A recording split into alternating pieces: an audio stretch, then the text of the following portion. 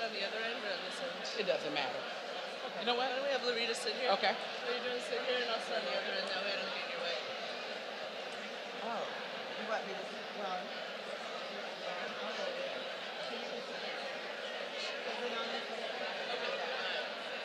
And if I sit there, I'm going to get an order of our presentations. we want to get an order of the presentation. Yeah, so I'll be here with Larita, and then who's up after? Dolores. Katrina. Yeah. And then we're just going to exit stage, Okay. right?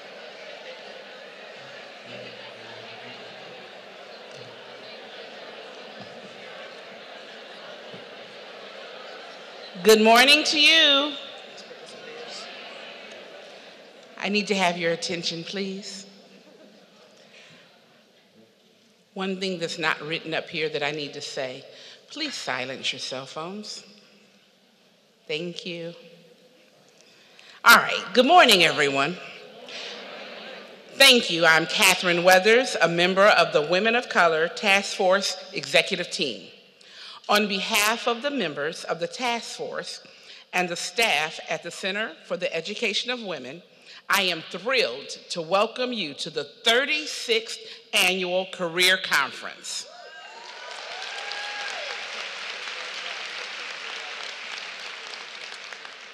Hopefully, you are excited to be here this morning to kick the day off of learning and networking. The Women of Color Task Force is one of the oldest staff development networks in higher education in the nation. For 36 years, the task force has concentrated its efforts on creating a highly skilled and diverse workforce, knowledgeable about university policies, as well as procedures specific to their service areas. Our members are committed to the career advancement of all staff at the University of Michigan because we understand that staff play an integral role in the success of every great institution. The conference theme, equity for all, reclaiming our time. Now, I'm sure a few of you out here are wondering, what were the conference planners thinking when we selected this theme? So let me explain. On December 15th, 2017, the headline on CNN was, 2018 will be the year of women. However, back in July 2017, U.S. Representative Maxine Waters pushed back during a House Congressional Committee meeting to an all-male panel and stated she was reclaiming her time.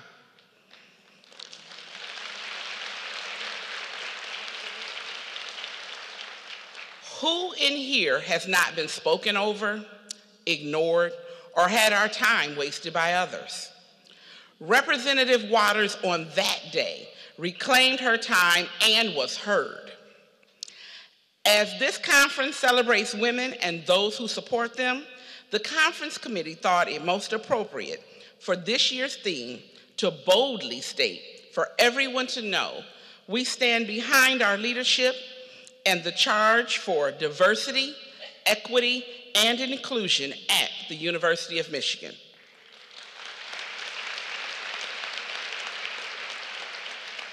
We're pushing back and we're reclaiming our time now in 2018. We felt this sentiment would be clear with the theme of equity for all, reclaiming our time. We want equity for all, and we stand today to reclaim our time. Now, everyone, stand up.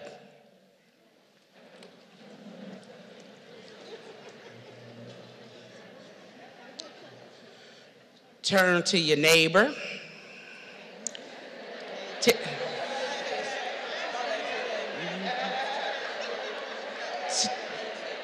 Tell your neighbor, equity for all, and I'm reclaiming my time. Okay, say it again, because y'all didn't say it right.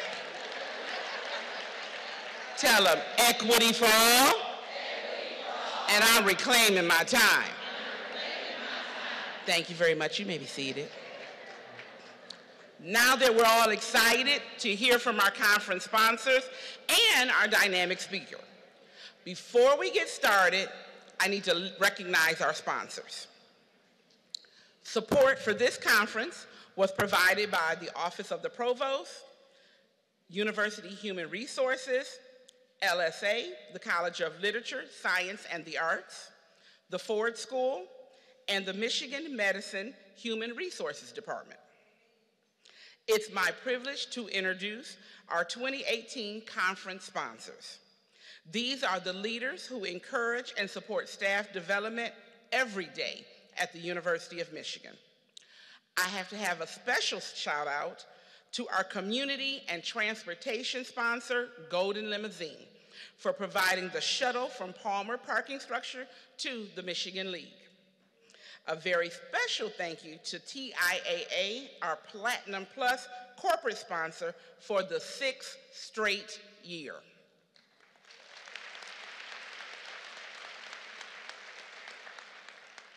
TIAA is the premier financial services provider for people who work in the academic, research, medical, and cultural fields, and they have been a financial supporter of this conference for more than 20 years.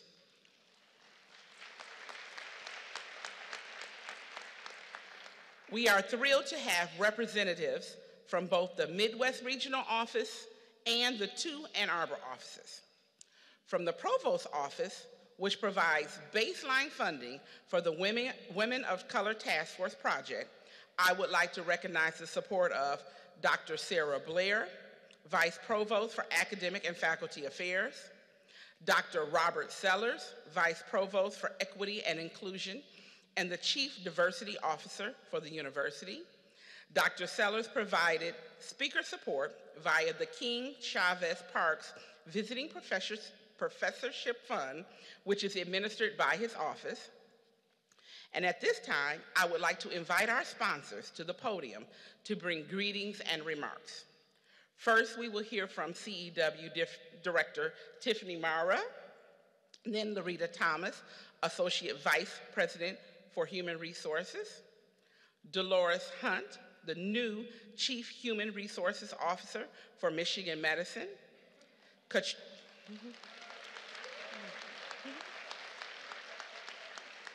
Katrina Wade Golden, Office of the Provost, and then Teresa Serafimofsky of TIAA. Now, sponsors, this is a reminder. You have 2 minutes for your remarks. I'm reclaiming my time. We want to get April Ryan on the stage to give us our charge on equity for all, reclaiming our time. Now, let us receive Dr. Tiffany Mara, the Director of the Center for the Education of Women. Thank you.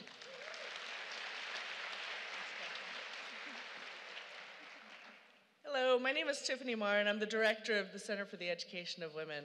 I'm thrilled to be here and look forward to connecting with each of you. I'm very grateful for the caring, supportive, celebratory tone of the conference, as it's a wonderful respite from all that's going on in the world. Thank you for being here, supporting each other, and engaging with those who are new to the conference. Putting on a conference of this magnitude requires a lot of teamwork and dedication. I want to introduce you to those who made today possible. Will all current members of the WCTF of the task force please stand up? And please remain standing as I introduce others. These, for everyone in the audience, these are the people who made today happen. They're the people who provided the vision, the inspiration.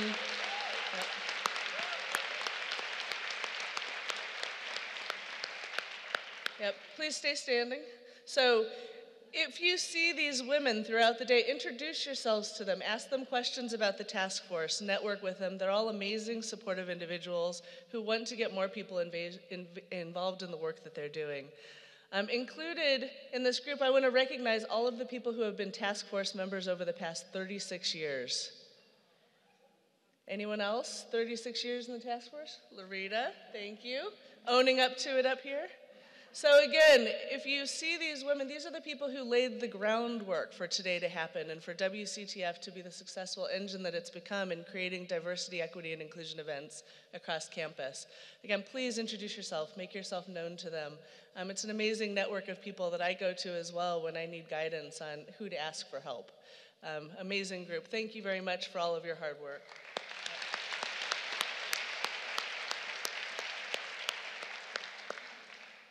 There are also people who support WCTF in the work that they do. And that includes, if you wouldn't mind standing, CEW staff, workshop presenters, and conference sponsors. Let's thank all those standing for their collective effort. Thank you. All of us form the infrastructure of our campus operations, from keeping our offices running smoothly, assisting students in finding resources they need, maintaining our amazing buildings and grounds, conducting research and lab experiments, to fundraising, writing grants, caring for patients, and every other task that all of us do every day. Today we celebrate and honor you because we truly are the ones that make Blue go. And that's no small feat. So thank you to everyone who's here today celebrating ourselves. I want to share with you some exciting news about CEW that will be announced formally in the coming months. In an effort to best impact the lives of the larger constituency, CEW is adding a plus sign after our name. While the plus sign will not be spoken, it will be displayed in print to symbolize our inclusivity, collaboration, and expansion of services. You'll notice it's already in the marketing materials for today. CEW will continue to address the challenges and issues uniquely faced by women, especially women of color. But in addition, we will identify and develop programs designed to support underserved populations across campus. We will also serve as a convening organization for U of M units that serve non-traditional students. The goal of this collective group of individuals serving non-traditional students will be to identify barriers to student success and work with U of M leadership to create solutions.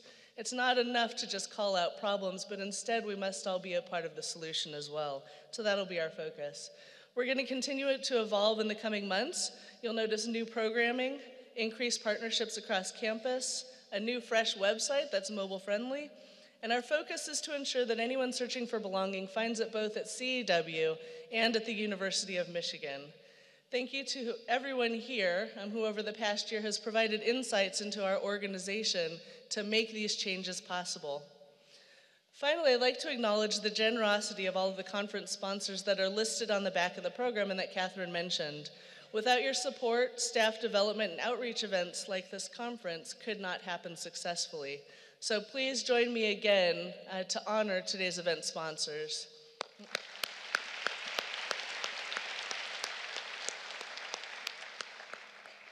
At CEW, we also have a unique fund that I'd like everyone here to know about. It's called the Francis and Sidney Lewis Fund. It supports bringing amazing female leaders to campus, and it's open to co-sponsorships for anyone who's bringing female leaders. We hope that you'll take advantage of that fund, and it's one of the funds that supported bringing April Ryan here today.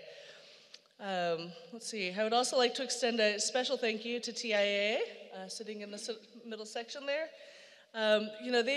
Their generosity has made WCTF and our Women of Color in the Academy project more successful than it could have been without your support. So thank you very much for that, and even attending here means a lot to all of us, that you're here, you're present, you're open to networking and meeting people. It's an amazing show of support to our organization. Thank you for that. Again, I can't thank them enough. Please help me in thanking TIAA.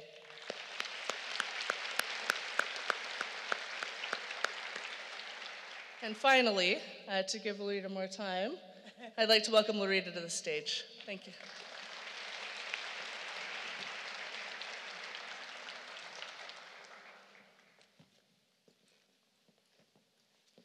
Thank you, Tiffany. 2 minutes, really? For me?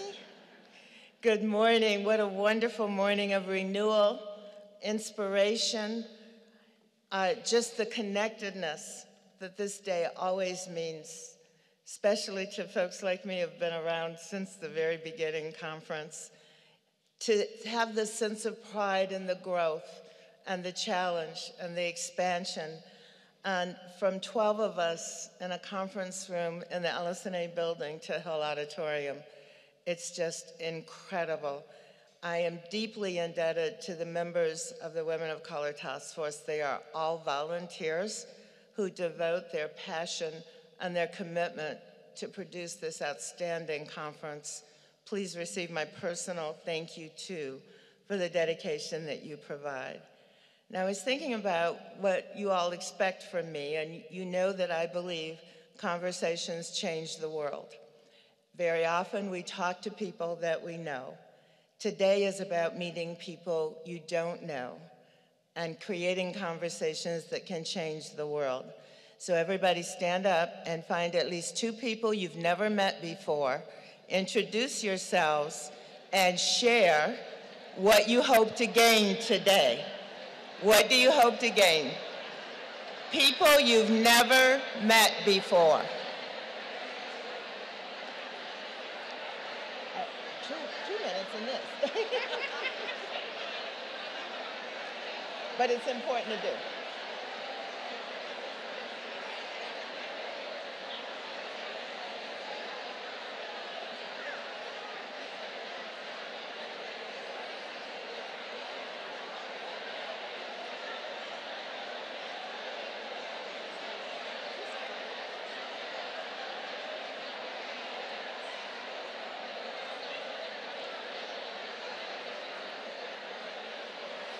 Okay, switch and meet someone else.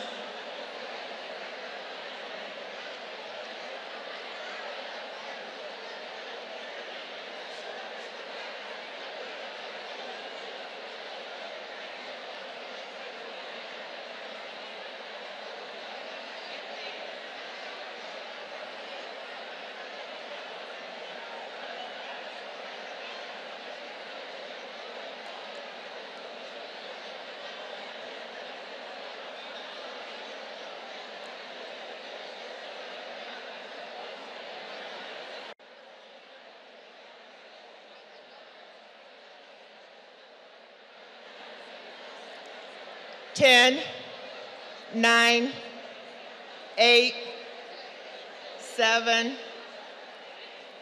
6, 5, 4,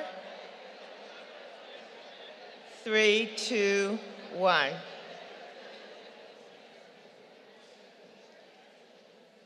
You just created enough energy to light the whole campus of the University of Michigan. So continue that networking all day long. When I thought about what message I wanted to leave with you today, I was still enamored of the Black Panther. How many have seen it? Seen it? Once, twice? How many have seen it 3 times? No, okay. When I imagine, and if you haven't, you've got to see it. The themes in it are so powerful. Those of you that have, imagine the challenge scene. And imagine a little bit of Wakanda being here in Ann Arbor, Michigan. And imagine Flint on one of those cliffs, and our Dearborn community on one of those cliffs, and LSNA on one, and those of you from engineering, and Wolverine Tower, and facilities and operations. Imagine the pool of water and the actual challenge for power being the isms and diversity, equity, and inclusion, infusing the power and the vibranium in diversity, equity, and inclusion. Imagine celebrating what we cherished last year with the bicentennial. Imagine that beautiful work of art being where people go, the tribute to the University of Michigan staff.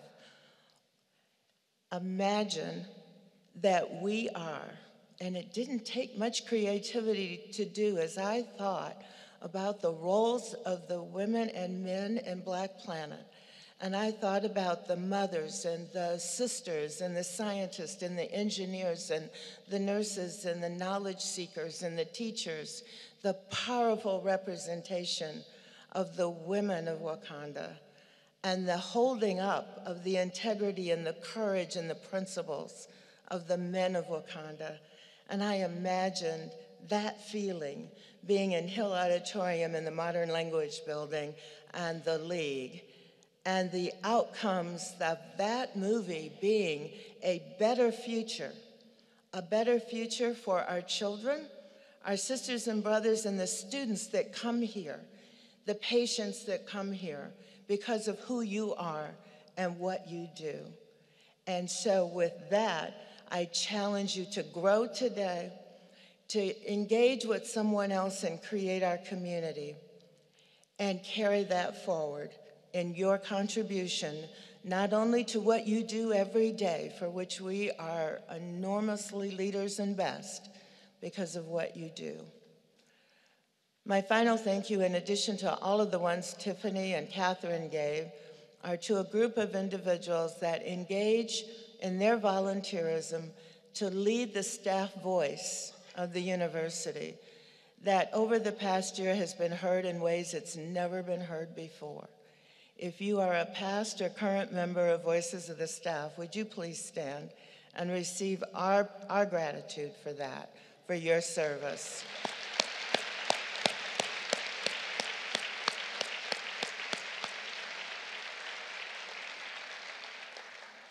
Thank you. It now gives me enormous pride to introduce the next speaker to you. She participated in a national search to fill the lead role, the Chief Human Resource Officer of Michigan Medicine Human Resources. She is competent, she has clarity, she has insight. She has made a huge difference in 3 prior organizations where she's had the leadership role. She is a woman of courage. She will lead Michigan Human Resources in a way to change the culture. I've had the privilege of knowing her personally, her strength of values, her commitment to make a difference, and the impact she has on people's policies, programs, and systems. She is my sister, she's your sister, and we're going to help make her successful. Would you give her a Michigan welcome? This is her 2nd week.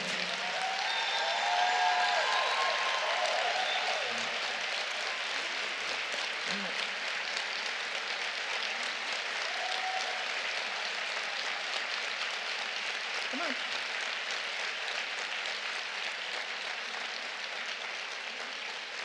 On her program, it says Dolores Hump, but this is Dee. So come on up, Dee.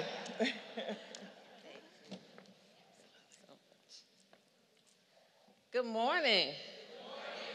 This is such a great opportunity for me. I've been to 2 conferences before, but they were in small rooms. So to look out and see so many people here is just a great opportunity for me. But most of all, this time I'm not a guest. I'm part of the University of Michigan family, so I am excited. And today you have an opportunity to learn so much from so many. So today we step back and we focus on us for a while. We always give to so many, but today it's about us. It's about us learning something new. It's about us starting a new conversation. It is about us.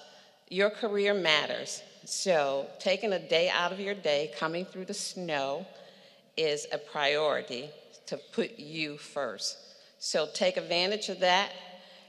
Use the information you learned today. We have some great presenters. I was looking through this. It is some great topics, some great presenters, some that I know, and something that you will value for any one of these courses that you go to today. So I encourage you to not waste their wisdom. They've put some time into this for you. And so take advantage of it.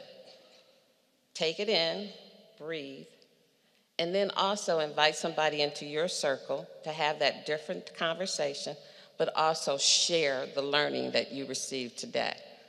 Now, I'm a firm believer in the I am factor. How many people have heard of the I am factor? Many folks are talking about it now, writing books on it, but the I am factor has been around for years. We did it when we were kids. I'm going to be a teacher.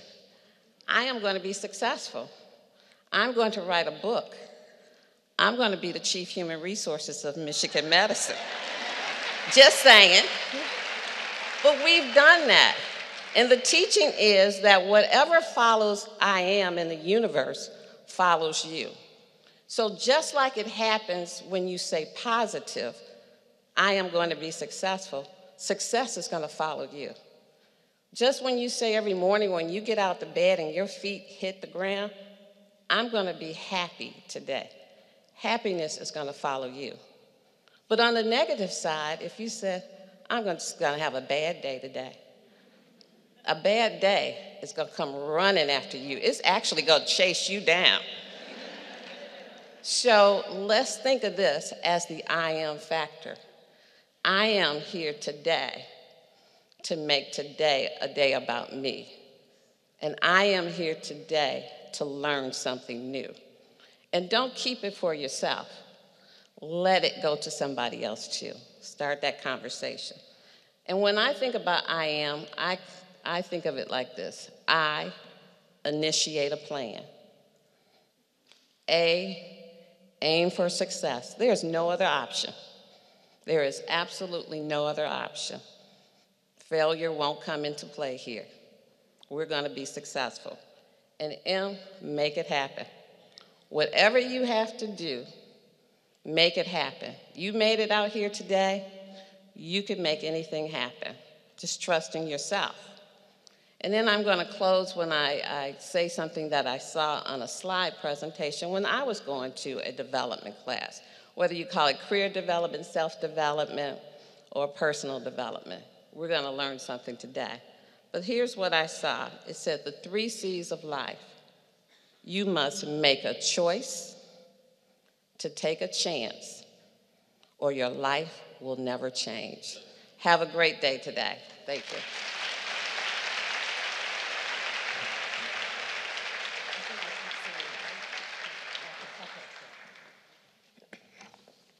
Good morning to everyone. So I join my other podium speakers in welcoming you to this wonderful conference and thanking you for braving the elements to enjoy this experience today. My name is Katrina Wade Golden, and I have the distinct honor and privilege of serving as U of M's Deputy Chief Diversity Officer. Thank you. Thank you. In the Office of the Provost and in the Office of Diversity, Equity, and Inclusion, we are delighted to provide funding for this very important initiative because we view this annual Women of Color Task Force Career Conference as a signature event on our campus that really supports our efforts to advance the goals of our 5-year strategic diversity, equity, and inclusion plan. By a show of hands, how many of you are aware of the plan? Okay, this is good. And so we have so many committed individuals all across campus who are working to bring all the elements of this work together. Many who have toiled for a very long time with these efforts, and so we are so appreciative of that. We are truly stronger together, and the efforts that build up important aspects or segments of our community make us all better. So thank you to the Center for the Education of Women and to the WCTF for their diligent work for this conference. And I know that one of the most important aims of this initiative is to bring people together all across the university to share ideas and perspectives, to develop and communicate best practices, and to cultivate spaces and opportunities to apply our shared learnings as we commit to build a more diverse, equitable, and inclusive community. So on behalf of the Office of the Provost and the Office of Diversity, Equity, and Inclusion, I wish you much success as you embark on the activities of today. Be sure that you learn much, that you fellowship with your colleagues, have have some fun, and commit together today and in this space to build, grow, and evolve over time. Thank you. And now, I'd like to welcome Teresa to the stage. Good morning, and from TIAA, I wish to extend our greetings and our thanks to the entire Women of Color Task Force, the CEW, for once again putting together this fantastic event, and for all the work that you do throughout the year to bring access to resources and education across the university community. So thank you. Throughout TIAA's history, we have always been firm supporters of higher education and deep believers in the power of education to build people up. I can personally attest to that commitment. I was a non-traditional student who worked full-time with 2 kids to get through the University of Michigan, Dearborn, and that I completed with pleasure, and I am very proud to be a UMD alumni. Thank you. 10 years after graduating, while still raising my kids and working full-time, I had a scholarship opportunity come to me, and I decided that if I was going to pursue an advanced degree, I really had to get going. So I went to my old employer, discussed my plans, how I was going to make this happen, and my commitment to my work, in which they informed me that I was really good at the job I was in, and I should be happy with that. Not very much later, I found myself at TIAA laying out those same plans, and I was met with this. TIAA is in the business of assisting those who help others. We are about educators and the education of our staff and of bringing people up. And when can you start? And needless to say, I've been serving the University of Michigan and our educational community ever since. Many of those participants that I serve are here in this room, so thank you. I was able to complete that Juris Doctorate, and I took the bar, and I truly, from the bottom of my heart, want to let all of you know that would not have been possible. There were lots of bumps in the road with life, and I truly, truly am honored to work for this organization.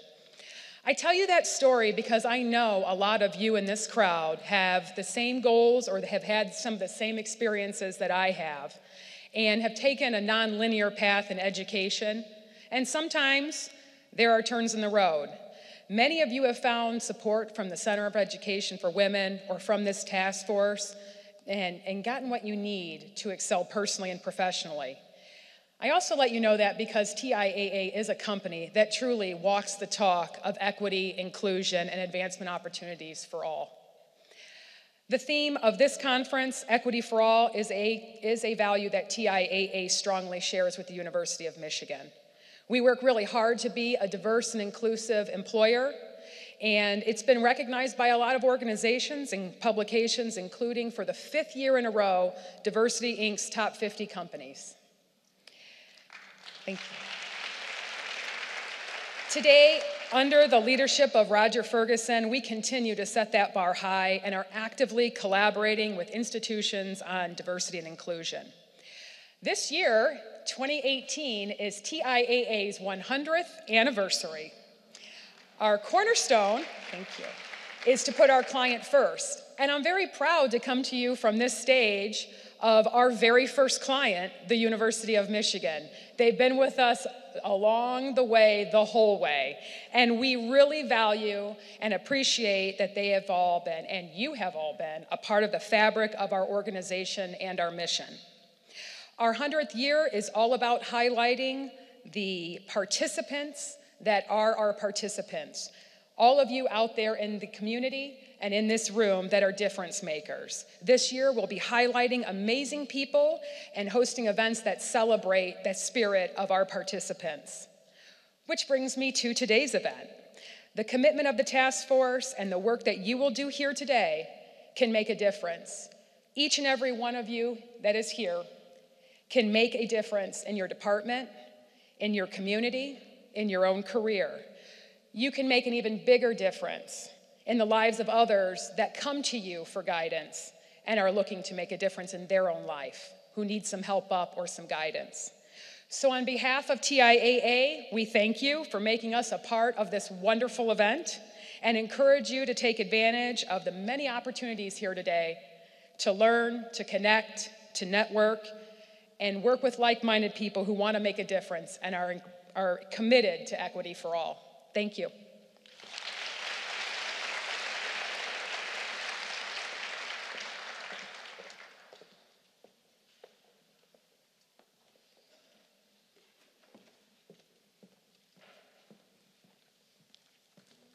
Good morning.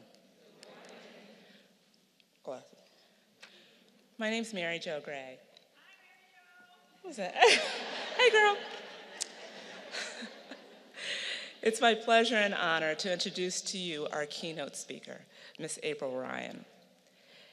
Ms. Ryan has been a member of the White House Press Corps for American Urban Radio Networks since January 1997 and has long been the only Black female reporter among the White House correspondents. Over the last 2+ decades, Ms. Ryan has interviewed Presidents Bill Clinton, George W. Bush, and Barack Obama. I did not stumble on purpose. First Ladies Hillary Clinton, Laura Bush, and Michelle Obama, and a host of others.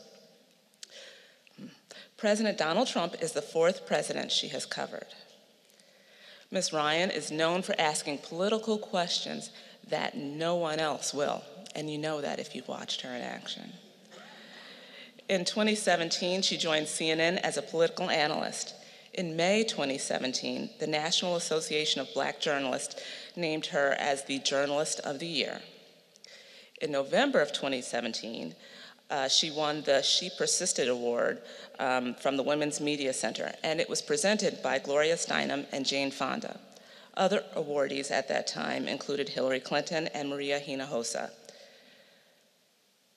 She is a member of the National Press Club and is one of only 3 African Americans to have served on the board of the White House Correspondents Association.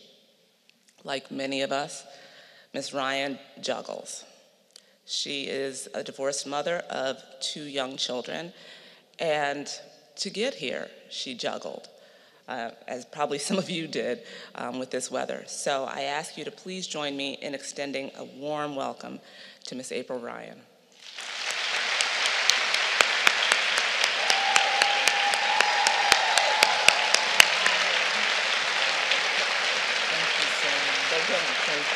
Thank you.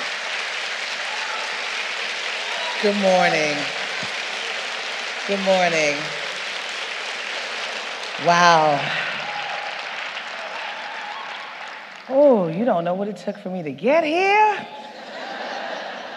Oh, but I'm here. Thank you, University of Michigan. It is an honor to be here. I love the D.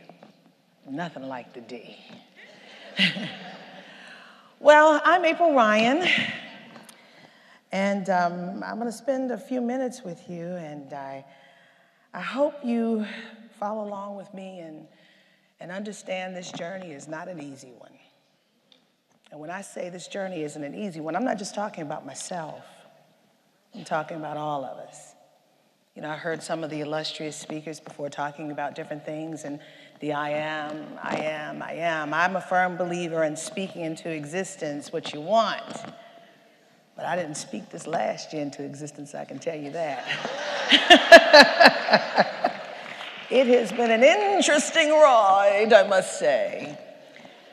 But I bring you greetings from the American Urban Radio Network, where I have been the White House correspondent for 21 years. I've been here longer than this year, for the last 21 years, thank you. And also from the mighty CNN, where I know all of you watch every night, right? Hello, that was weak. You had your breakfast? Yes. Yeah, it's been interesting. And before I start, I'm gonna tell you, I was determined to get here. I don't know why, but this is gonna be a good interacting session today. Yesterday, I was crazy. I didn't look at the weather. I said, I'm going to the D. Had my little tennis shoes on, no socks. I'm serious, my jeans with the holes in the knees, thought I was okay, you know. Then they say there's a delay. I said, for what? You got ice and snow after 65-degree weather. I'm like, what in the world? 60 degrees, whatever, it was in the 60s. And I said, Lord, the days are numbered. I said, so I said, but before you're calling into the world, Lord, just let me get to the D. We circled around, they said, we're gonna be the only plane to get here. One of the few planes. I said, okay, good. I said, that was a good sign. We were delayed, but I said, it's a good sign in my no sock wearing, tennis shoe wearing self. I said, I'm gonna get to the D even if the snow is like way high and I gotta step my tennis shoes in the snow. Well, we fly over Detroit, start circling. And they said, we gotta figure out if we're gonna land, hold on. And then my phone comes up talking about we're in Canada. I said, oh Lord, this is not a good sign. Then they tell us we're gonna go to Grand Rapids. I said, okay, that's close, we're gonna be all right. Next thing you know, they said, well, planes are sliding off the runway. I said, ooh, yes. And then they said, one got stuck. I said, oh, I gotta get to the D. So then they said, oh, you're going to Pittsburgh. I said, oh God, come on, what is going on? I said, okay, there's a plan, but we're still gonna get there. So I said, are you taking us back to Baltimore? I said, no. I said, okay, we're close. People were talking about getting in the cars and driving. I said, I don't have a map. I can't drive. So they said, we're gonna try it again. And we got here. As soon as they landed the plane, I said, Lord, thank you. So I needed to be with some like-minded women today because, you know, sometimes the road gets rough and it's not easy. You know, I leave a place where we talk about freedoms. We talk about freedoms, we talk about equality. But I work in this wonderful, beautiful building that's situated in a town that is male-dominated. Male-dominated, historically male-dominated. Not just male-dominated, white male-dominated. It's the truth. Nothing wrong with that. But when the rhythms are what they are, and you raise your hand and ask a couple of questions, you're told stop shaking your head. You called Miss Piggy, but I think Miss Piggy's fabulous.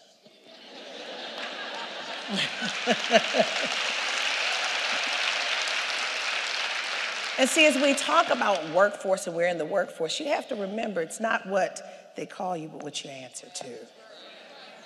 And this is what my mother always taught me as a child. She took that from Dr. King. And I think about, you know, it's not about politics, it's not about policy, it's about humanity. It's about the heart. I am going to be who I set out to be. You know, I never as a kid thought that I was going to be a White House correspondent, never ever.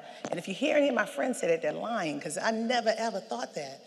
I just wanted to be in the business. I didn't sign up for this. But now that I'm in it, what do? I keep going.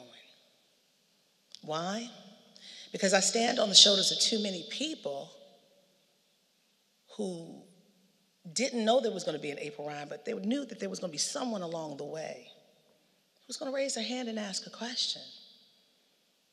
There's nothing wrong with asking a question, especially when it's relevant to situations.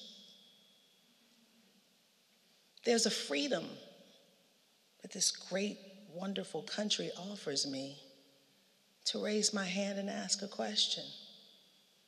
Anything and all things come to the White House, from war to peace and everything in between. And a lot of times I ask those questions that are in between. You may or may not like it, but hey, I ask. But when I ask, there's a freedom for me to ask that. It's called the First Amendment. It's called the First Amendment. When our glorious founding fathers founded this nation, they didn't know there was going to be a thing called the Twitter or social media or such an expanse along the nation with the highways and the byways and the freeways. And they didn't know there was going to be a young lady, a little African-American woman in the White House questioning 4 presidents. But they are covering me like they're covering you. And when we talk about freedom, freedom of the press, and just freedoms, period, let's go to the dictionary, because my story is intermingled with freedoms and all sorts of isms and everything, anything you can imagine.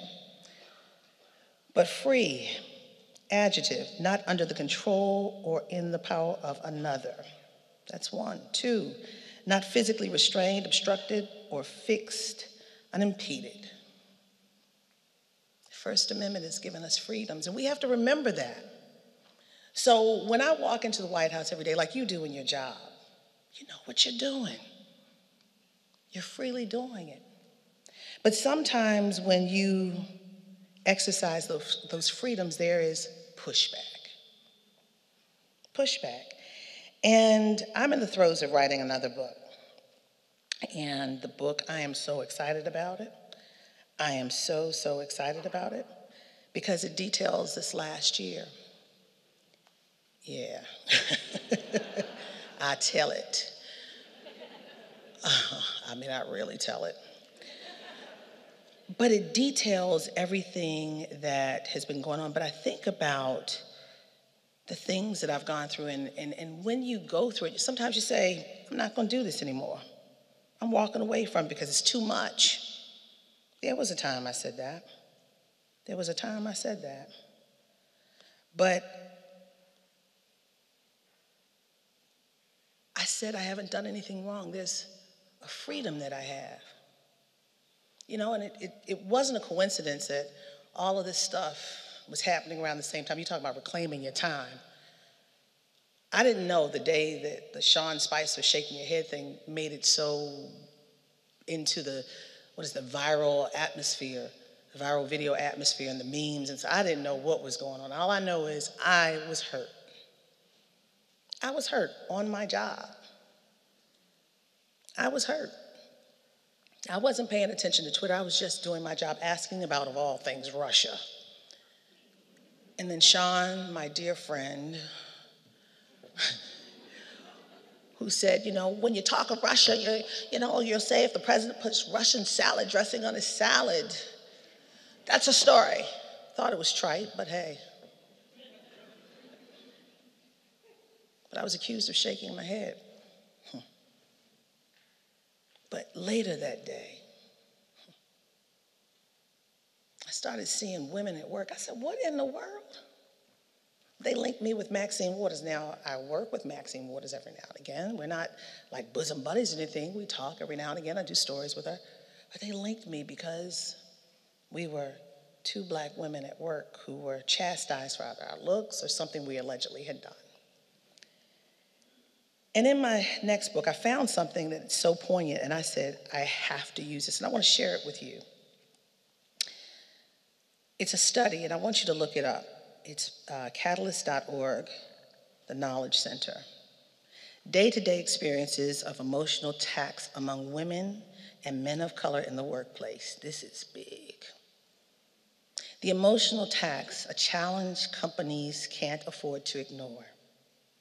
This report examines the emotional tax levied on Asian, Black, Latina, and multicultural professionals in the United States as they aspire to advance and contribute to their organizations. In particular, we focus on an important aspect of emotional tax, the state of being on guard. On guard. For many of you who don't understand, it means, I'm from Baltimore. It means having your head on a swivel, like, what's coming next? Ducking all the time.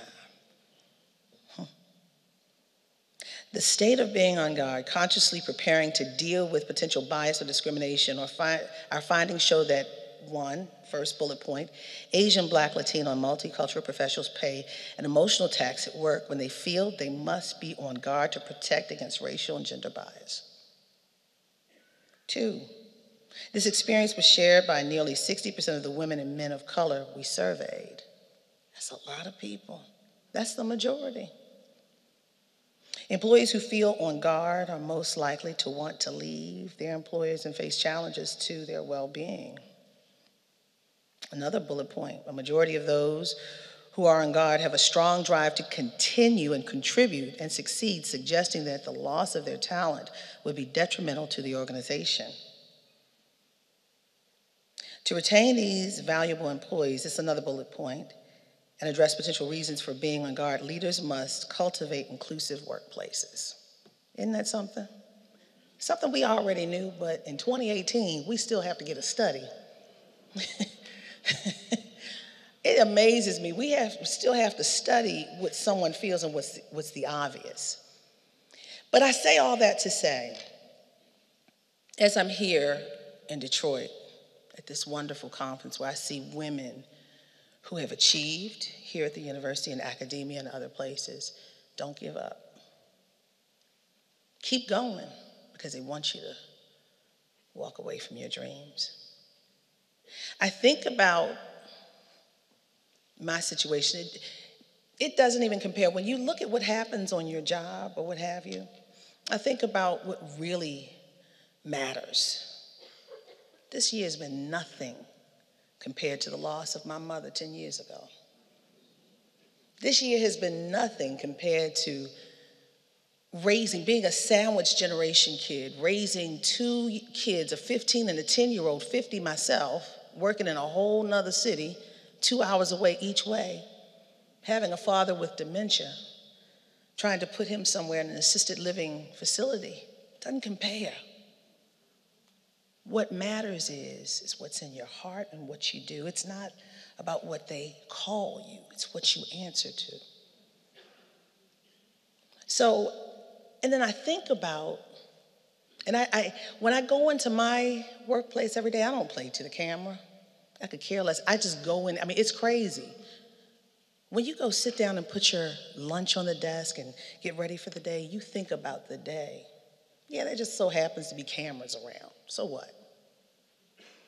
You ask a question because it's there. You do your job because it's a job to be done. So what people say, oh, you shouldn't be in that room. Sarah should take your press pass. Yeah, right, try it. 21 years, it ain't gonna happen. What have I done? But I think about, this is nothing. Yeah, sometimes they may say some little snide thing, being cynical in the office to you. So what? I think about the women who charged ahead for us to be even in this room. I'm serious. We just left Black History Month. We're still in Women's History Month. I love these 2 months. These are my favorite times of year because I'm Black and I'm a woman, so hey. No, but I'm serious. I think about the fortitude, the resilience of women. I think about the fact that in spite of it all, we are the ones leading the charge, leading the household. Sometimes when we don't have it, we are increasing in numbers the head of household.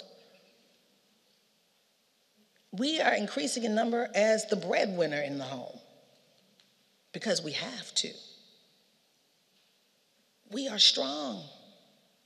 We are resilient. I think about history. I think about the first Black woman to run for president in 1972, the late, great Shirley Chisholm. Yeah, clap. I think about something so powerful that she said. She said, if you don't have a seat at the table, bring a folding chair. I'm serious, and that's not just for women or women of color, it's for everyone. If you want to see change happen, you are the change you seek. Bring the folding chair. Make that seat, put that space, move so-and-so over, bring your chair and squeeze it right in. I think about the resilience of people. I'm going way back now. To a woman who I pray that she graces the $20 bill.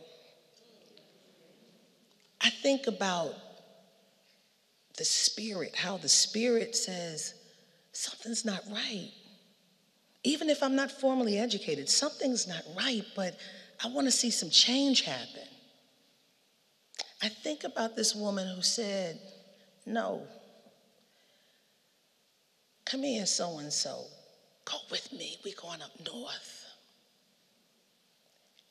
And the question is, do you understand the condition that you're in to be able to actively fix it? Because she said, this great woman who we call Grandma Moses, Harriet Tubman, she said, I could have saved thousands more if only they knew they were slaves.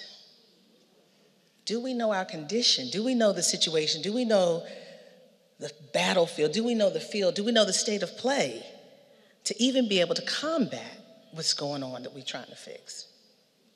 Now, I'm just saying this. I'm not combating anything. I'm not in the resistance. I'm just a reporter that's asking questions. I'm serious. But sometimes those questions need to be asked because the system changes or acknowledges a wrong through questions. Sometimes we, as reporters, have helped shape policy by just asking simple questions, or they see that something's not right, or see that something going on that they don't normally see. I sit in a very strange perch. Third row, smack dab in the middle. They cannot miss me, even though they act like they don't. They give me eye contact all the time. Have you noticed everybody all around me but me? I'm like, okay, I see what you're doing, but it's okay.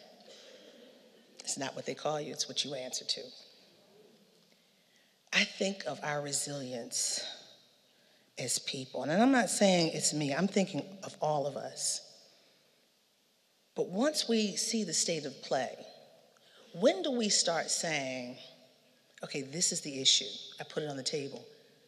When do we find solutions and understand it's not you, it's not them, it's not her or him, it's we the people?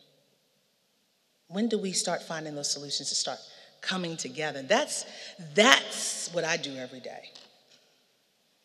I see the problem presented and then ask people for the solution of coming together or fixing whatever the ill or issue may be.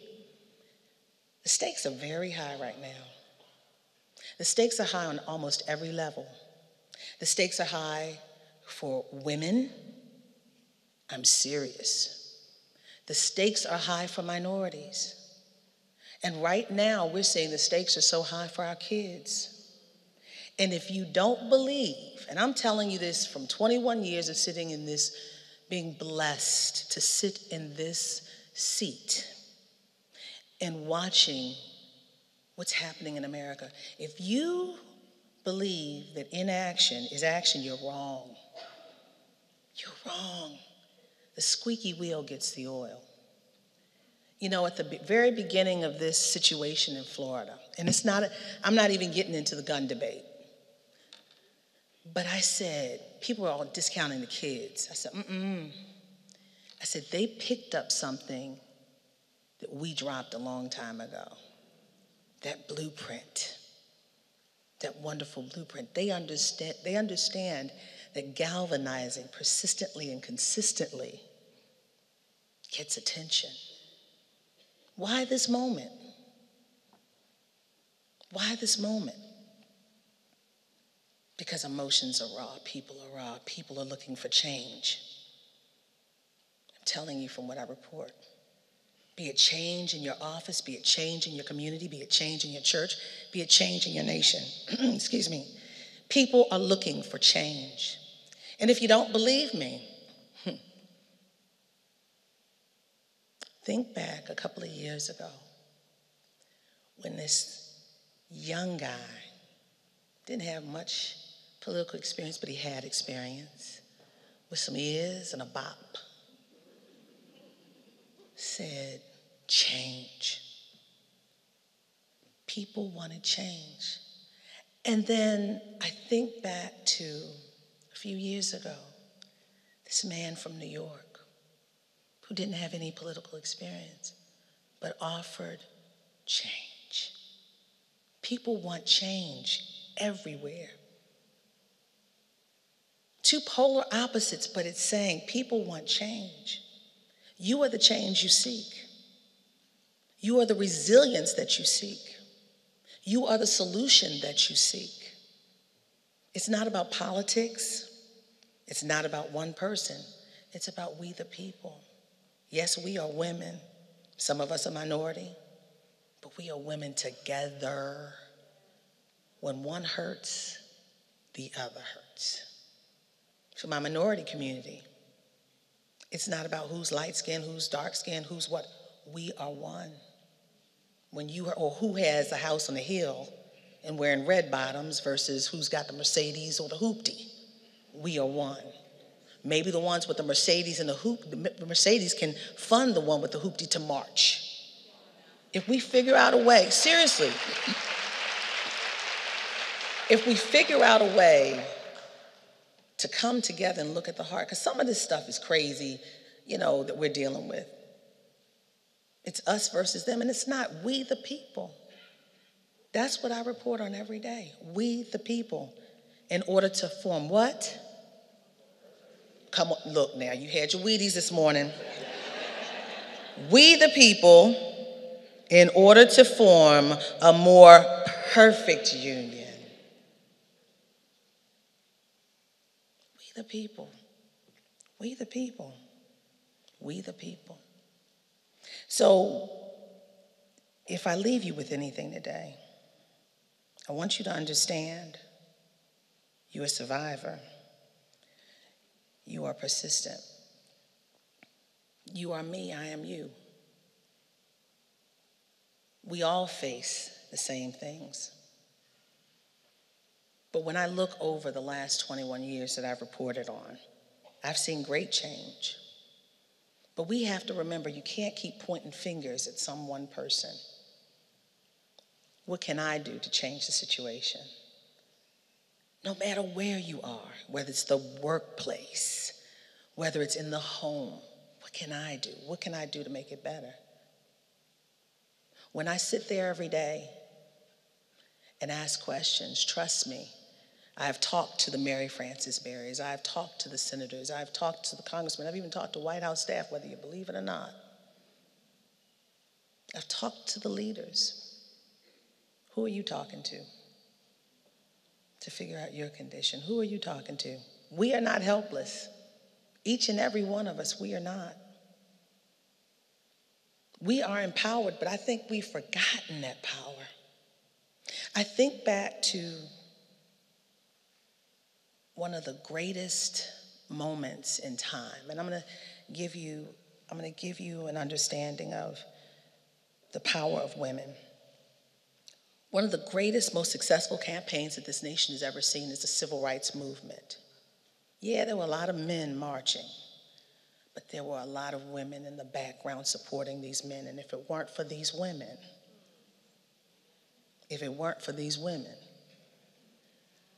a lot of these women were the mothers who gave, in the South, who gave Harry Belafonte, Congressman John R. Lewis, Dr. King places to stay, because at that time, before the Civil Rights Act, they couldn't stay in a hotel. So they stayed on the pallets. These women went in the fields and got tomatoes and tomatoes and fed them and gave them the butter beans, my favorite, butter beans, and fed them so they can keep on marching. And I think about a mother of a great man today who did not want her son to march. See, women, believe it or not, we set the tone. If we're on the table at home or in the office, it's going to be crazy. And I'm telling the truth, even though you don't want to acknowledge it. But I'm going to tell you how a tone is set. I think about Harry Belafonte. I interviewed him for my second book, and he brought me into his home, and we were talking, and he said, look, my mother is the reason why I became an activist before I was an entertainer. She said, don't ever see an injustice and walk away from it. But I also think about another mother who set the tone, but in a very different way. This young John R. Lewis from Alabama, he had this dis-ease in his spirit. He wanted to be the first black to attend Troy State, but Dr. King came to their home and said, there's a price to pay if you become the first black student at Troy State. He said, you and your family, your mom and your dad could lose this 100+ acres of land and your home could be bombed. He saw his mother's face and he said, I don't want to do that to my mother. He revered his mother as his mother never wanted him to march with Dr. King. But he said, Mom, he wrote her a letter. I understand you don't like this, but I've got to. Because he was one of those kids who wanted to get a library card when black kids didn't have a library card in his community. He was one of those kids who said, Mom, I see all the white kids talking and giving reverence to the women in the community, but they don't give reverence to you. He called his mother Mrs. Lewis instead of Mom. He gave her that reverence. But she did not want him to march. But it was her faith that gave him the courage to keep on, even though he said she didn't want him to do it. So he was marching and marching, and then imagine this mother being upset, watching TV, Bloody Sunday in Selma. You're seeing the sting of the hose on the skin, the bite of the dog in the flesh, and the crack of the billy club on the skull, and his was one of those.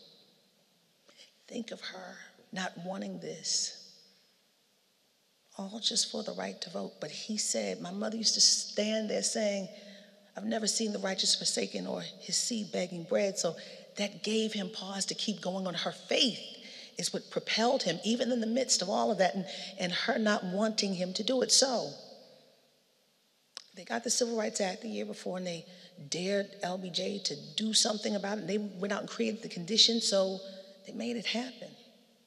She changed. She was the impetus for him to march, but her heart changed when she saw her son get the Voting Rights Act. And once they got the Voting Rights Act, she said, okay, there's something to this. She was one of those in Alabama who said, we are right, we don't want to rock the boat. But when she saw the Voting Rights Act, she went out and got people to go to vote and voted herself over 50 years ago. We women set the tone, whether we know it or not. We have power. We are empowered. What are you going to do with your power? How are you going to make a difference? With that, I offer you opportunities to inspire anyone that you touch today. Aspire to make a point to inspire someone. Thank you.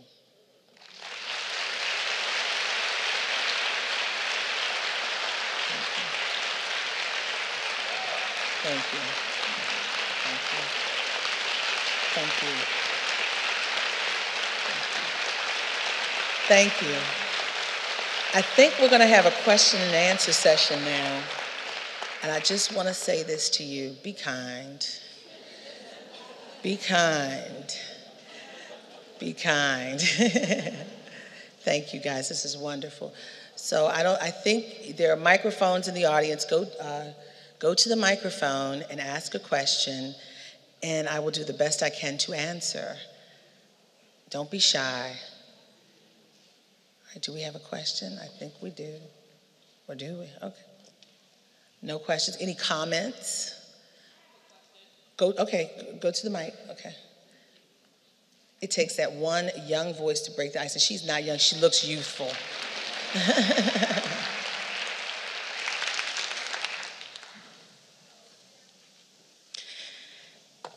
Hi, Miss April. Hi. Again, thank you. I told you she was youthful. Thank you so much for being here. My name is Camille Tynes. I have thoroughly enjoyed your speech and all the other many women that have said so much positivity and encouragement. As an up-and-coming professional who aims to make social impact and change and build bridges, I often find it difficult to keep the focus on the main thing while you still navigate the waters of politics and bureaucracies and personal agendas. So as you, being someone who I look at as and admire because you are the epitome of grace under fire. Wow. Like, seriously. Thank you. I don't pay attention to it because I can go home and go to sleep and I get a good 8 hours sleep because I know I have not done anything wrong. Go ahead, I'm sorry. Well, here's my question to you. what advice would you give to me and other people who want to make change but see how draining it is? How do you prepare for that continual battle for success and making sure that you are prepared intellectually, emotionally, and spiritually so that you can stay focused but keep your integrity and still address the real issues? First, know who you are. First, know what you stand for. You have to be firm in who you are. I'm 50 years old, and I'm gonna tell you something. When I was in college, I see these young kids now, and I think about 58 years ago, with those 4 young men at North Carolina A&T who did the sit-ins. They were 17 and 18 years old. And those sit-ins actually forced Woolworths to change their policy. They began integrating because of that. But the problem is, you know, back then they just wanted something to eat. They couldn't get anything to eat from the bus station. When I was 17, I was listening to Dougie Fresh in the show in college. But I come from a home where my mother always taught me that no matter what you want in life, you'll get it by working hard and good education. She always presented to me, she said, you're not inferior to anyone. She taught me the history, and I'm so thankful to her because, I mean, we could stop at a stoplight, and she said, oh, you know, a black man made that light. I'm like, okay, Mom. Every time, I'm like, oh. If I had peanuts, if I was eating peanuts or playing with a peanut, you know the uses of a peanut? George, this lady on the front row, you understand. George Washington come out like, okay, every time. And don't open a can of peanut butter, come on. And then she talked to me about Charles Drew. If you don't know Charles Drew, Google him. Google him and his story, it's amazing. Brilliant mind. She taught me, instilled in me that I am okay? And she did that for my brother as well. That being said, then I think about Mary Frances Berry, the former head of the U.S. Commission on Civil Rights. She said, you know, every year on the birthday of Dr. King, she and then the widow of Dr. King, Coretta Scott King, would always get on the phone and say, what would Martin do? I found that interesting. It could be any kind of topic. What would Martin do? It would be the same thing. Every year, organize. And when I tell you this, I'm saying this to you, your answer, your question, giving you the answer. Find like-minded people. But find like-minded people and work towards a goal. Learn to leverage for what you want. That's what she said. But I'm going to give you my take right now. My mother, as a kid, she always said in the workplace, don't ever talk about politics and religion. Oh my God, that's out the window now. And here I'm writing books about it. I mean, I'm not supposed to. I love my mother. I revere her. Oh God, my late mother. But I mean, I just totally went against what she said. But those are tough conversations. Those are now water cooler conversations that are very tough. And it's unfortunate we are losing friendships because of the political climate, and it's sad. I'm hurt by that. The assumptions, oh, because you're this, you don't like that. Don't assume on me. Don't assume, because I'm an onion. I got a lot of layers to it. I don't stink, but I have a lot of layers. I think you have to be very mindful. Think it out, what you want, and be clear on what you want. And find like-minded people to go about getting your goal, obtaining your goal. I hope that helped you. Thank you. You're welcome. Thank you. See, it takes that one youthful mind. Yes, ma'am. Well, kind of coming from that standpoint, I wanted to just give a quick comment coming from being a millennial in this era. And you had mentioned or asked earlier how many of us are watching you nightly on CNN. And I know for me and a lot of millennials, unfortunately, we are not watching TV or even Why not? You're getting watching cable YouTube. subscriptions. You're watching YouTube. You're watching social media, and Yes, that's where fake news is coming from. A lot of that. It is. A lot of times it is, but a lot of the times there is things that are happening that we're seeing that you're doing, and the work that you're doing is actually it's actually being reflected in some of the newer media. So I listened to a podcast. It's called The Read, and they talk Joy about Reid and is that Joy Reid and Jackie Reid? no, I'm that's sorry. that's Kid Fury and Crystal. It's what? It's who? What? It's Kid Fury and Crystal are the hosts, and they're young Black Americans living in New York and just going through their life experiences and talking about different things that happen in the media and different issues that affect African Americans. And they talked about one of the interactions that you had on Twitter recently. Which one? You had to. No, I'm serious. It's Pie or that woman who said I was Miss Piggy. But anyway. Yeah, it was around that time, and you had to read Omarosa and the decoration lady. And so I just wanted to say that even though we may not be, and that's, can I say this to you? Yes. And I hear you. Yes. But that's not what it's about. Right.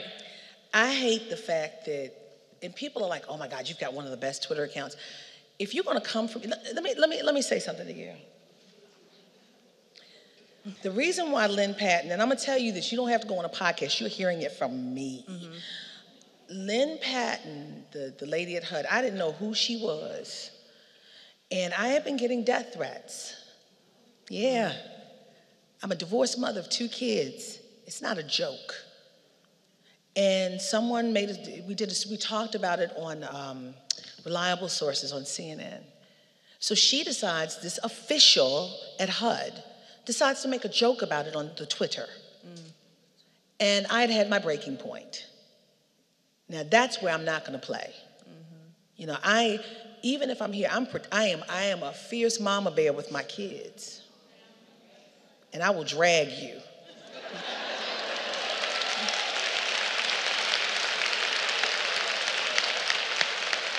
And if I see somebody else messing with someone else's kids, that's not right. I had my breaking point at that point, and they've been going after me and after me and after me and after me. And, it's unfortunate, but yeah, I went in. But, she deserved it. They were very happy with what you did. They went through your whole background. Oh, they weren't happy? No, they loved you. It was a very positive response. but my whole point was just to say that, even though there are all of these avenues of new media, it's bridging a lot of the traditional avenues with what millennials are doing, and we are watching, and we are having those conversations based off of the things that you're doing. So even if we may not be able to say, oh, I'm watching the news every day, we're paying attention, we are having the conversations, we do want change as well, and I just want to thank you for standing up for yourself and continuing to do the work that you do, because it is so important. Thank you so much. You're so sweet. But what I would like for you to do, and tell all the rest of your millennials, please watch the news too. Please watch CNN. No, I know, but please make sure you watch CNN, because, and not only this, when you're watching the news, I grew up at a time when you didn't know the person's political persuasion. People assume that I'm a bleeding heart Democrat. I'm not going to tell you what I am. I'm going to tell you the story. It's not supposed to be about me. Unfortunately, this year has been about me. But I'm going to say this to you. When you're watching the news, please be very careful. Understand the onus is now on you. I grew up at a time where Walter Cronkite said that's the way it was, and that's the way it was. But now we have opinion and fact, and the line has been obscured. And we need for you, and it's unfortunate, and I hate that, but I can discern who's giving me spin versus who's telling me fact. I need you guys to really pay attention and discern what's fact, what's really happened versus someone's opinion. I like to get the facts before I hear what someone has to say. I want to know the who's, what's, when's, where's, and what's, because the stakes are so high. We are all involved. The stakes are so high. Thank you for that, ma'am, my millennial friend. Yes. Oh, wait a minute. No, here, yes. Hi, my name is Janelle Mansfield. I am a nonprofit director in Detroit, and I am a single mom of twin boys, 3 years old. Oh, God bless you. Lord, please, run it on me. But I am hoping to transition into the public stage and run for office in the next 2 or 3 years. And I see you slay it. And they're going to be right by your side. Yes. Make sure you put those in your advertisement. People like kids. I'm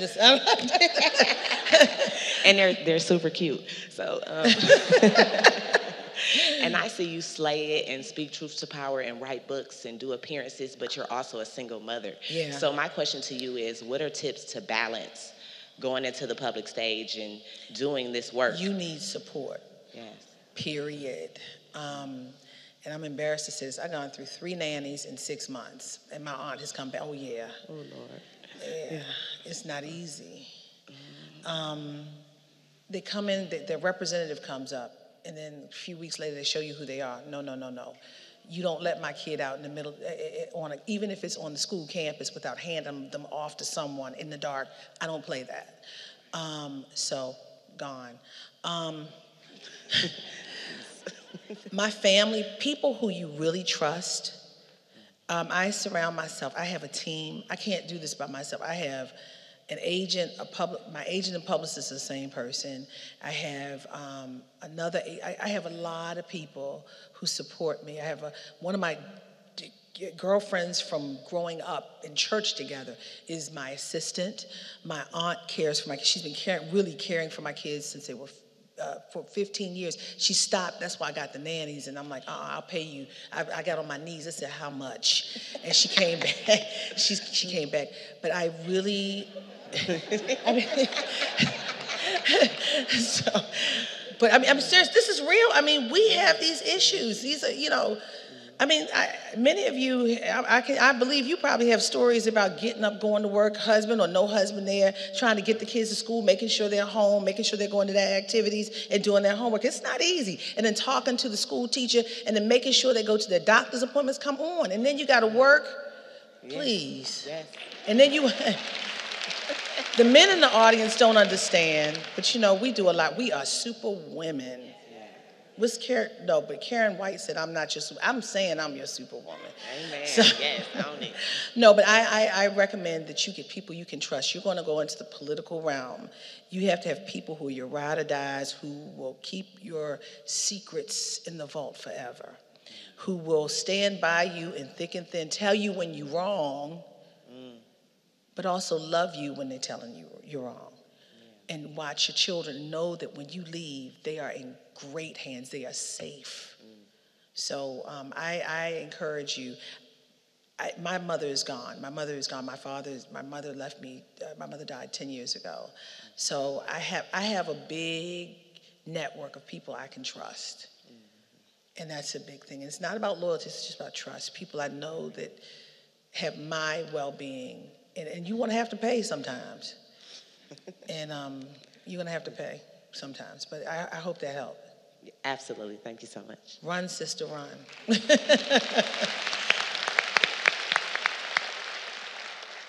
Hi, my name is Felicia McCrary, and I just want to say thank you so much for inspiring us this morning. My question for you is, what is something that you wish you knew or you wish someone told you in your 20s?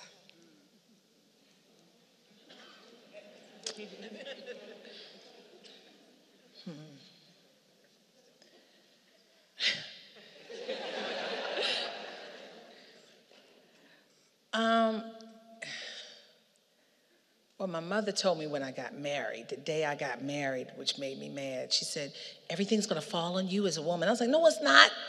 And she was right. And I'm like, oh, God.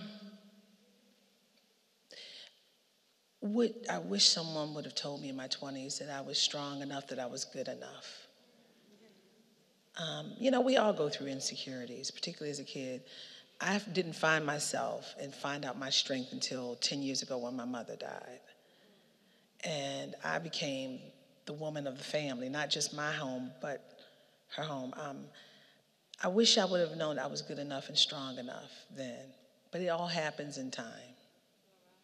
Thank you. I hope I answered your question. Yes, you did. Thank you. Thank you. Hello, Ms. Ryan. My name is Keisha Prince, and I am so glad to be here to see you. I do look at you on TV. Yes. And to finally meet you is great. I do a conference called The Power of Image, Cultivating Champions, and I talk to a lot of single mothers, and I know you are a single mother. And sometimes it's hard to balance being that strong woman with so much power and raising young Black boys and cultivating and strengthening them to, grow up and find their own power because you're trying to find yourself as that single mother. Yeah. So how do you balance that? How do you pour into them while you're still trying to grow yourself? Let me say this to you, and it's tough. How many of you in here, just share, I feel you. How many of you in here are single, divorced, separated, what have you? Raise your hand. There's no shame. There's no shame. Let me say this to you. When I was married, I was single. Okay. So,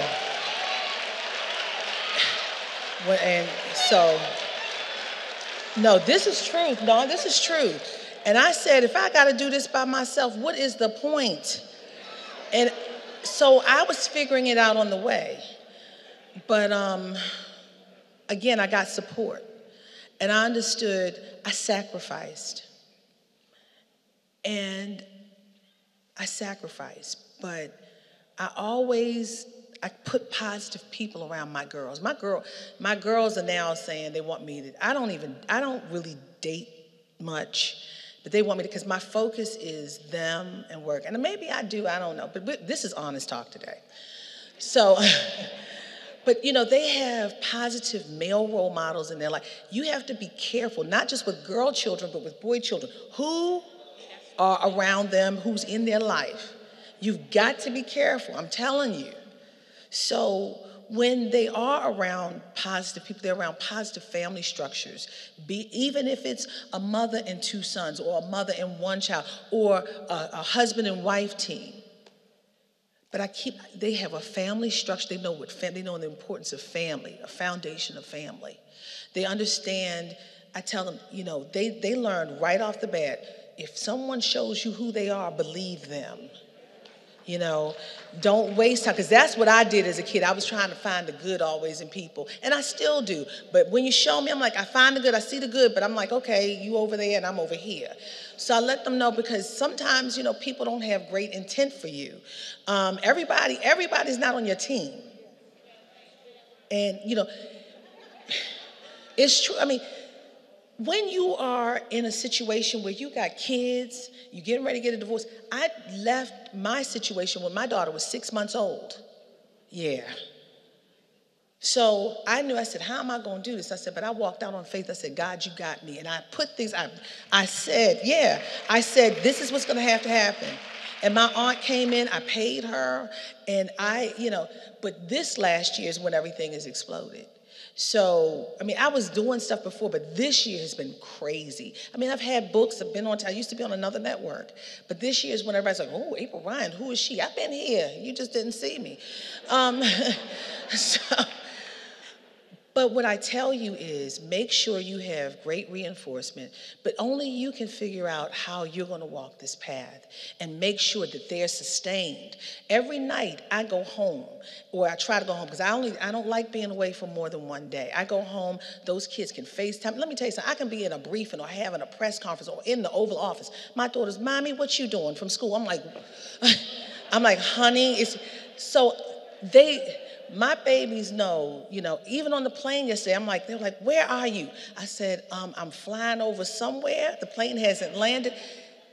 I keep a connection. I said, we're the Three Musketeers, and we keep a connection. My children are my everything. All this can go away. I don't care. My children are what I brought them into this world. I have a responsibility for them. And you are not going to find my children out running around acting crazy. Trust that. Even if I'm here, I will yank them through the FaceTime.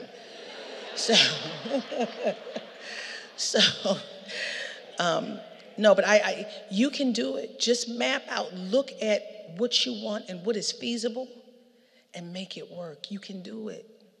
Don't give it. Don't say anything is possible, but you just got to go out and try and ask and see if you can put it in place. Thank you so much. Thank you. I'm telling my business. Hi, April. Thanks for coming How to Detroit. are you? I'm Joe Zanawagas. I've worked for my career in helping get people with developmental disabilities out of institutions. We've closed them in Michigan and around the country. And I wanted to, thanks. I wanted to say I'm sorry about your mom. And I wanted to tell you, we really owe you a lot of gratitude for what you're doing. We really count on you for what you're doing in the White House. It's fairly important. And a couple messages to bring back home for your colleagues. One is for CNN. Please tell Don Lemon, keep it together, will ya? We're counting on you guys. I mean, it is really you keeping this presidency and this leadership in check. And if it wasn't for you guys, we would be even probably having these type of conversations today. I'm thankful for you. Thank you for that. But look, can I say something to you? Sure. I'm going to say something to you, and I'm going to let you go on. Forgive me. I'm not keeping him in check. This is just what I do. This is what is supposed, any report, we ask questions. There is a thing called, I hear you, but I just want to make it clear. There's an accountability piece that was built into the framework of this nation. Even though they want, and you cannot call us fake and diminish us, because we're not.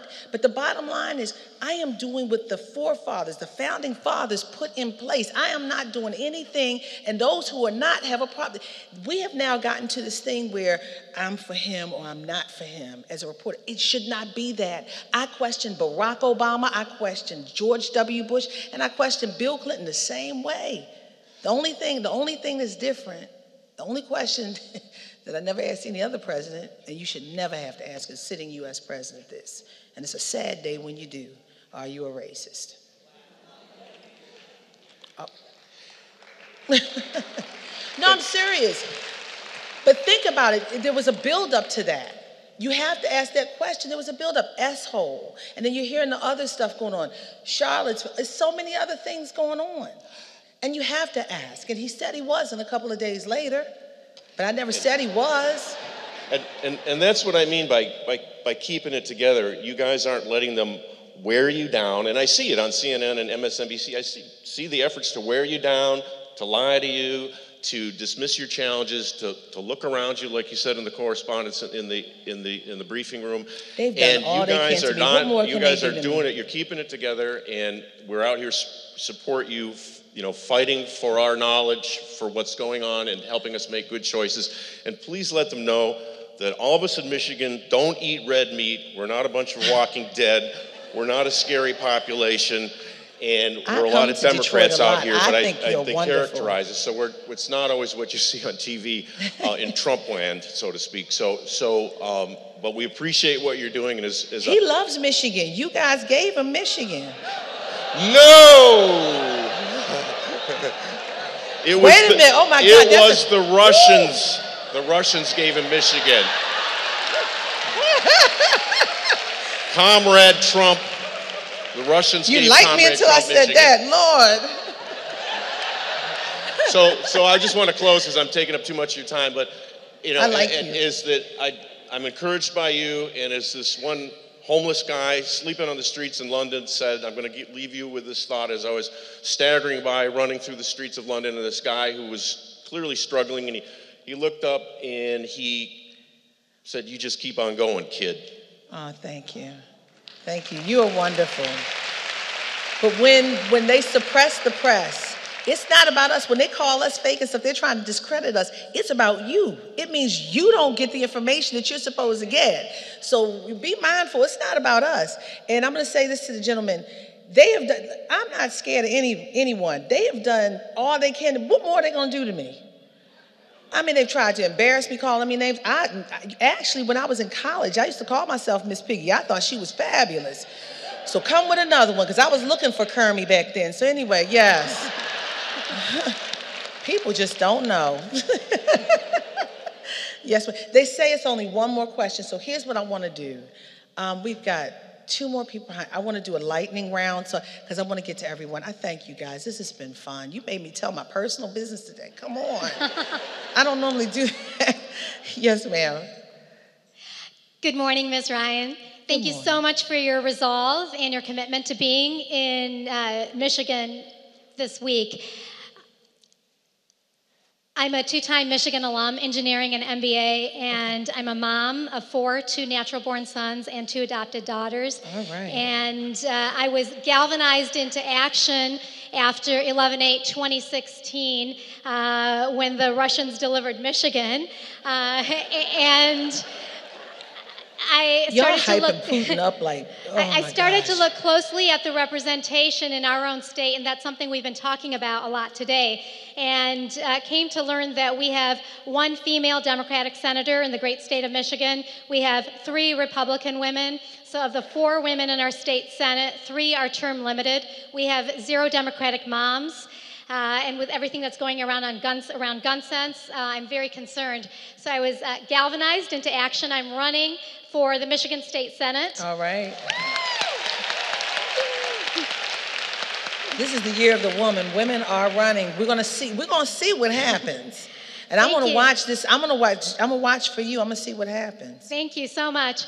I'm not a career politician. I have real life experiences. I'm inclusive and I'm courageous. And I would love your insights and advice as somebody who's been close to the helm of politics. What are the qualities that make for the most effective public officials? What should I make sure I cultivate? And to all of those in the establishment who think you need elected experience, could you please give me some insights on what makes for someone? 2 things. Be sincere. People can see when you're not. Trust me. Mm-hmm.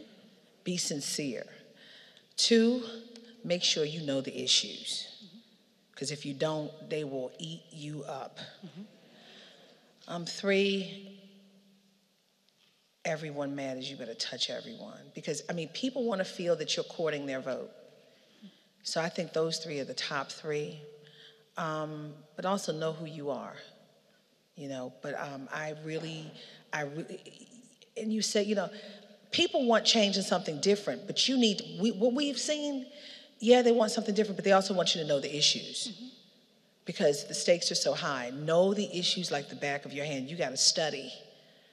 You've got to study. And if you're sincere, people can see it and knock on every door, touch every person. So those are the big things I would say. Thank you so much. Thank you.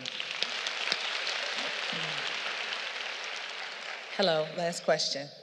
Hi, my name is Cheryl Boyer, and cannot tell you how excited I was to hear that you were coming today. Sorry to say that 2 years ago, I would not have known that you were here. I would not have known specifically anything about you. I am more dialed in now than I have ever been in my entire life. And looking to, as many other people are, become active and find my voice. Probably going to start with something small, maybe a precinct delegate. But one of the things that anyone that knows me will tell you, I am not the most patient person in the world. You better find some. And that's what I'm. And that's. You better find some. And so that's when I see you. That's what I see. I see you have this ability to just stay calm, ask your questions, and stay focused. And I would ask what advice you have to develop that or focus on that. Oh, and one other thing. Yes, I do watch CNN, but my girl Rachel's on at 9, so I got to watch her. I love Rachel. Okay, so you have an exemption for that 1 hour, but you come back. So I watched her the other night too. I was like, "Go, Rachel!" I did. Every night. And if you notice, I tweet other people too. But CNN. But first of all, patience is a virtue, they say, but I don't take this personally. This is my job, but I'm diligent at my job. You have to just keep at it and understand that there's a goal that's going to take, things don't happen that fast, and if they do, you got to watch it. You're like, what's behind it? So there's a long haul. I've been sitting there. I didn't think I was going to sit there for 21 years. If they say, they mostly go to the front rows and then jump in the back, and then they come to get me last. I'm like, okay, I'm going to sit here. And I listen to what they say to everyone else. And I've taken that as a blessing and sometimes as a curse. But as a blessing because I hear all the questions that others have asked and the unanswered questions that come from that. And I listen and listen. So I'm going to put it this way. And she'll give me something a little bit more, or they normally give me something a little bit more because I've had time to listen to the game that they play, the back and forth. Or I ask something different that nobody else is paying attention to that's just as important. It's not, and if they don't answer, I'll ought to scream at them, you know, and they come back the next day. Or if they don't answer, I go to a congressional leader and talk about the story, have a voice on it. So either way, I'm going to get the end result. And that's what I know in my being. I don't rely on them. And a lot of times you can't. They don't give us the information that we want.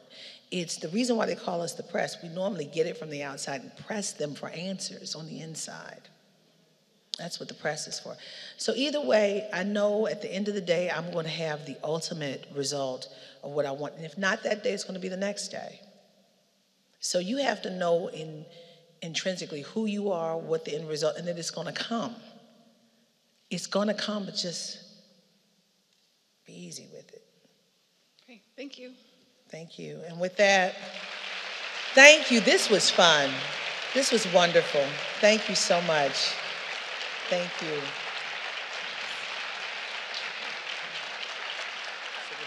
Thank you so much for your time. Thank you so much. This was wonderful. Absolutely. Okay. Oh, don't leave just yet. We just have a couple minutes here. We have a special presentation that we'd like to present. We'd like to present a KCP certificate to April Ryan here. And just to give you a little bit of context, funded through both the University of Michigan and the state of Michigan, the King Chavez Parks Initiative contributes to the intellectual diversity of our community by providing faculty, staff, and students with expertise of guest faculty with diverse points of view and experiences. And on today's occasion, we've been graced by the wisdom of a wonderful practitioner and expert in her field, so April Ryan. So please join me again in thanking April Ryan once again for her keynote address.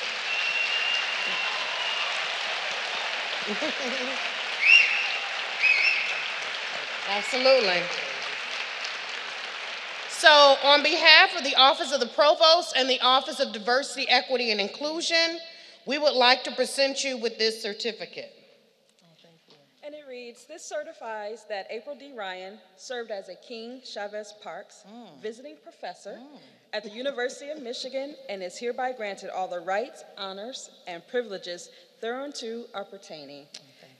In witness whereof the seals of the state of Michigan and the University of Michigan and the signatures of the university officers thereof are hereunto affixed. Oh, thank you so much. Thank you so much. This is lovely. Absolutely. Thank you so much. Thank you, guys.